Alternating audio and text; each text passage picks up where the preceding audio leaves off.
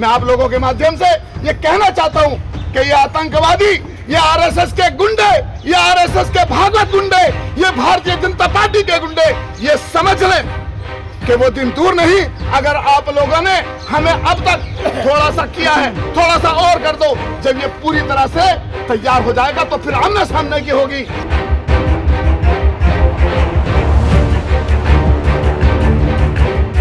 हम सब का सम्मान करते हैं, लेकिन हम अपने धर्म की रक्षा के लिए भी हम बलिदान तक जाने को तैयार हैं।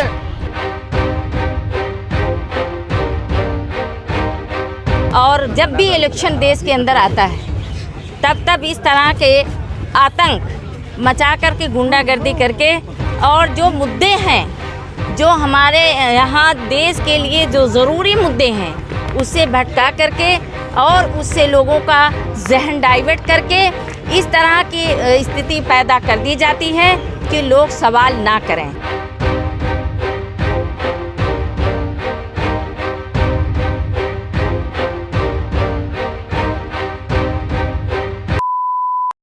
जिस दिन एक दिन दलित, आदिवासी और ये मुसलमान मिलके इस भारत पर राज करने वाला है, वो ये ना समझे कि वो हमेशा इस मुल्क पर राज करेंगे। आने वाला कल किसी और का भी हो सकता है, हमारा भी हो सकता है। मैं आप लोगों के माध्यम से ये कहना चाहता हूं कि ये आतंकवादी, ये आरएसएस के गुंडे, ये आरएसएस के भागवत गुंडे, ये भारतीय जनता पार्टी के गुंडे, ये समझ लें कि वो दिन दूर नहीं। अगर आप लोगों ने हमें अब तक थोड़ा सा किया है, थोड़ा सा और कर दो। जब ये पूरी तरह से तैयार हो जाएगा तो फिर आमने सामने की होगी। हम कोई भी अपने हाथ में कोई भी ऐसा कानून नहीं लेना चाहते जो हमारे संविधान से टकराता हो। हम संविधान को सम्मानित रखते हुए, सामने रखते हुए हम वो लड़ाई लड़ेंगे, चाहे हमें हुकूमत के सामने जाना पड़े, चाहे पीसफुल इससे भी कहीं बड़ा प्रोटेस्ट करना पड़े। मेरी आप लोगों से निवेदन है कि हमारी बात social democratic party of India आप लोगों को ये एहसास दिलाना चाहती है कि अगर आप लोगों ने अपनी आदतों में तब्दीली ना लाई तो वो दिन दूर नहीं कि हम पार्लियामेंट पे बैठ के पीसफुल पूरी दिल्ली को जाम कर देंगे। हालत में आए हैं आज वही लोग आज रास्ता निकाल कर देने का काम करते हैं। जैसा कि आप लोगों ने, आपके माध्यम से हमें पता चला था, सुप्रीम कोर्ट के एक न्यायाधीश के खिलाफ जब एक आपराधिक मुकदमा दर्ज करने की बात आई थी, उसके समझौते के बाद आपने देखा उन्होंने क्या फैसला दिया, आपने देखा होगा। और इन 4 लोगों ने जो बाहर निकल कर आए थे, इनके भी फैसले में आपने देखा होगा कि इन्होंने भी कहीं न कहीं दबाव में कुछ काम किया है, और उसका दबाव के साथ साथ समझौता भी नजर आया है।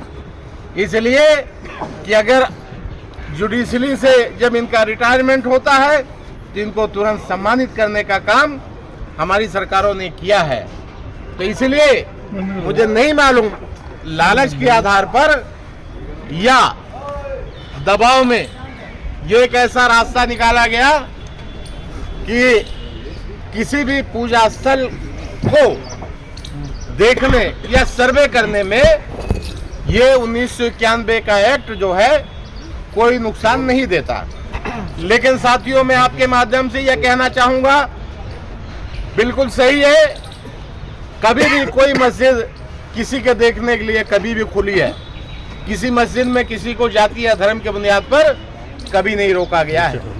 और आपके माध्यम से मैं एक चीज और कहना चाहूंगा, और ये इसलिए कहना जरूरी हो गया है कि आज जो लोग मस्जिदों में जूते पहन के चले जाते हैं, मैं उनको आपके माध्यम से एक संदेश देना चाहता हूं। मेरा ये खुला चैलेंज है कि भारत नहीं, दुनिया का कोई भी व्यक्ति किसी मुस्लिम धर्मगुरु, किसी मुस्लिम इमाम, किसी मुस्लिम राजनेता के मुंह से किसी धर्म के बारे में कभी अगर अपशब्द सुना है तो वो बताए।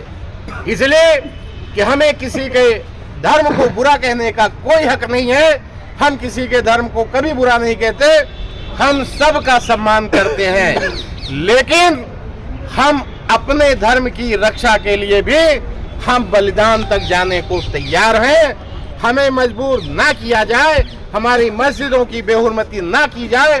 पुलिस प्रशासन के लोग या कोई भी लीगल कमिश्नर किसी को भी हमारे धर्मस्थल में जूते के साथ दाखिल होने की इजाजत नहीं है। ऐसा कर संभल के लोगों की भावना को भड़काया गया, जिसका नतीजा ये आया है, आप देख सकते हैं। तो साथियों, आज हमें विरोध की जरूरत क्यों पड़ी? सर्वे का सामने, जनता के सामने आज हो रही हैं, और जब भी इलेक्शन देश के अंदर आता है तब इस तरह के आतंक मचा करके, गुंडागर्दी करके, और जो मुद्दे हैं जो हमारे यहाँ देश के लिए जो ज़रूरी मुद्दे हैं उससे भटका करके और उससे लोगों का जहन डाइवर्ट करके इस तरह की स्थिति पैदा कर दी जाती है कि लोग सवाल ना करें, और ऐसा उलझाव उसमें पैदा कर दिया जाए कि जिसमें मरने मिटने के लिए आपस में लोग जो है खुद भिड़ें और उनके पास कोई ऐसा ऑप्शन ना बचे कि वो सरकार से सवाल करे। ये जो गुंडागर्दी हो रही है, अभी देखिए बहराइच में जिस तरीके से अभी कितने दिन हुआ है, चंद दिन पहले इस तरह की घटनाएं हुई हैं, और वही जो भीड़ तंत्र थी अब ये संभल में पूरी तरह से प्रैक्टिकल किया है। और अफसोस और हैरानी की बात ये है कि इसमें अदालतों के कुछ जजेस भी शामिल हैं। ये बड़ी ही दुर्भाग्य की बात है देश और जनता के सामने, क्योंकि मैं आज यहाँ पर एसडीपीआई की वाइस प्रेसिडेंट शाहीन कौसर ये मांग करती है उच्च न्यायालय से, माननीय उच्च न्यायालय से, कि जिस तरीके